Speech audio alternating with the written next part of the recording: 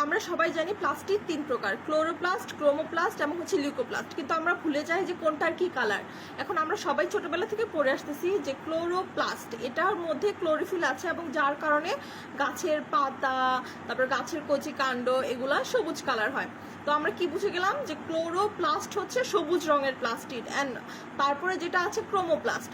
এখন ক্রোমোপ্লাস্টও রঙিন, বাট এটা সবুজ না, সবুজ শুধু একজনই হবে, ক্লোরোপ্লাস্টই হবে সবুজ। এখন ক্রোমোপ্লাস্টটা রঙিন, তাহলে এখানের মধ্যে কি কি কালার হতে পারে?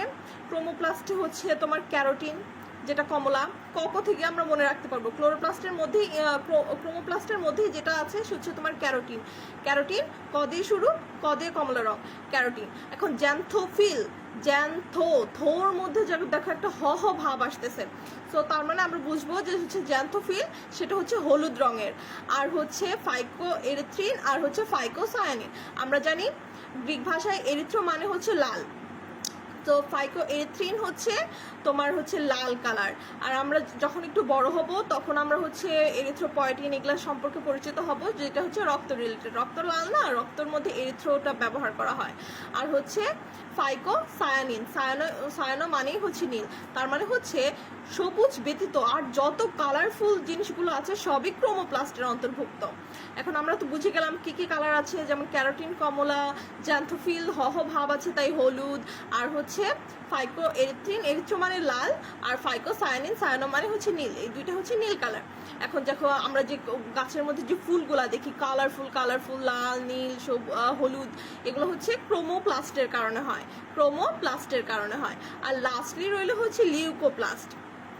এখন লিউকোপ্লাস্ট হচ্ছে যেটা হচ্ছে মূলের মধ্যে থাকে।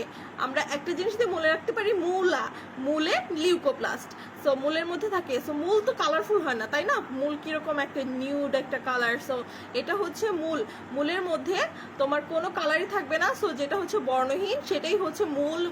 তারপর হচ্ছে জনন কোষ, ভ্রূণ, এগুলো হচ্ছে তোমার ইসের অন্তর্ভুক্ত, লিউকোপ্লাস্টের অন্তর্ভুক্ত। তো আমরা এখন কিভাবে শিখে গেলাম যে ক্লোরোপ্লাস্ট সবুজ, ক্রোমোপ্লাস্ট কালারফুল, আর হচ্ছে লিউকোপ্লাস্ট হচ্ছে বর্ণহীন। তো এইভাবে আমরা এটা পেরে গেলাম। এখন আমি যদি তোমাদেরকে বলি, বলো তো গাজরের মূলটা কি কালার? গাজরের মূলের কথা কি তোমরা বলতে পারবে? গাজরের মূল কিন্তু, গাজরটা হচ্ছে মাটির নিচে থাকে, সো মাটির নিচে যেটা থাকে সেটা হচ্ছে কমলা কালার। সো কমলা আমরা কোথায় শিখেছি? ক্রোমোপ্লাস্টে শিখেছি, যে হচ্ছে এটা তোমার কালারফুল, তাই হচ্ছে গাজরের মূলটা হচ্ছে তোমার ক্রোমোপ্লাস্টের অন্তর্ভুক্ত।